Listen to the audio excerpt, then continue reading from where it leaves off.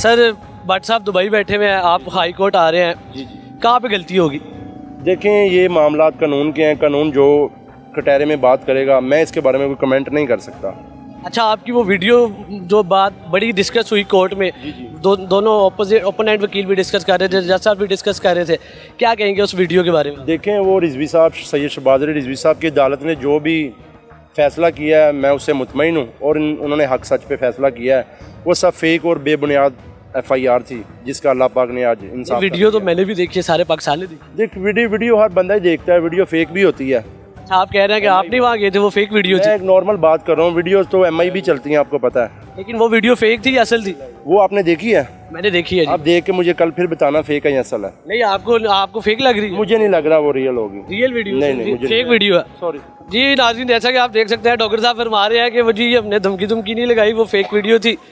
और ये सारा मामला आप अदालत में देख रहे हैं। फिल वक्त इस बात को एक्सेप्ट नहीं किया जा रहा कि वो वीडियो असल थी, जिसमें मान डोगर साहब उमर भट्ट अली भट्ट साहब के घर के बाहर जाते हैं और उनको वीडियो पे मुबैना तौर पे जहाँ पे देखा भी जा सकता था, जिसमें उनमें वीडियो में वो धमकाते हैं और बहुत से मामला देखे जाते हैं मुबैना तौर पे। लेकिन अभी फिल वक्त इस बात की तरदीद कर दी है मान डोगर साहब ने। और ये सारा मामला क्या था आपको बताया, रजब भट्ट और मान डोगर का जो केस था उमर भट्ट अली भट्ट की वदयत में, उसकी आज समाअत हुई जस्टिस शहबाज अली रिजवी की अदालत में।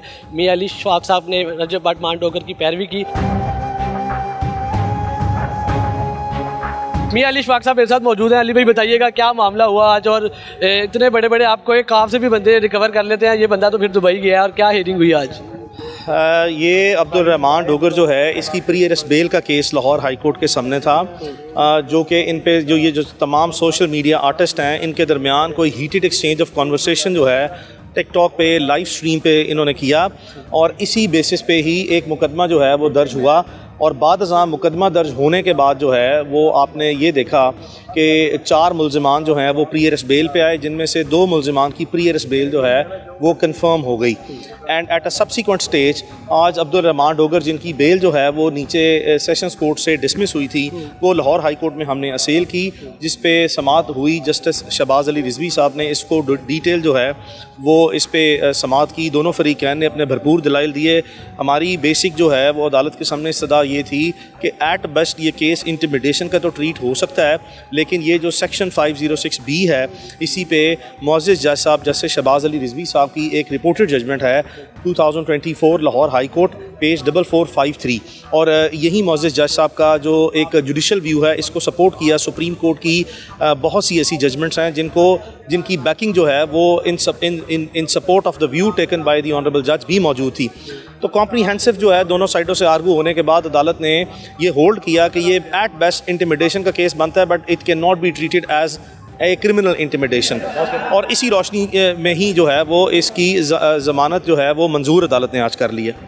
अच्छा, मुझे बताइएगा अली भाई, वो वीडियो का बड़ा जिक्र हुआ कोर्ट में, वो वीडियो सबने देखी है, मैंने भी देखी है, तो कैसे, ये तो ज़्यादा मुश्किल केस नहीं हो गया आपके लिए? देखें, ये मुश्किल केस को बेसिकली कोई भी शख्स जो है वो रूटीन डिनाइल जो है वो नहीं करता, कोई भी शख्स ऐसे वकूए की, बट आपने इसको इर्रेस्पॉन्सिबल या रेकलेस बिहेवियर तो कंसिडर कर सकते हैं। किसी भी शख्स का रेकलेस या इर्रेस्पॉन्सिबल बिहेवियर जो है, दैट डज नॉट मीन कि वो खालिसतन जो है वो कानून की कोई ऐसी शिकें जो हैं जो पाकिस्तान पीनल कोड में किसी भी ऑफेंस को अट्रैक्ट करने के लिए मौजूद हों, वो भी अप्लाई की जा सकें। तो बादी नज़र में ऐसी कोई चीज़ जो है वो मौजूद जो है वो इस केस में नहीं है। और कल कला को जब ये केस ट्रायल पर जाएगा तो rest assure, I don't think so there is going to be any problem, and इंशाल्लाह बारिक व तआला ये अगर केस ट्रायल पे गया तो we will be able to successfully defend that case hopefully.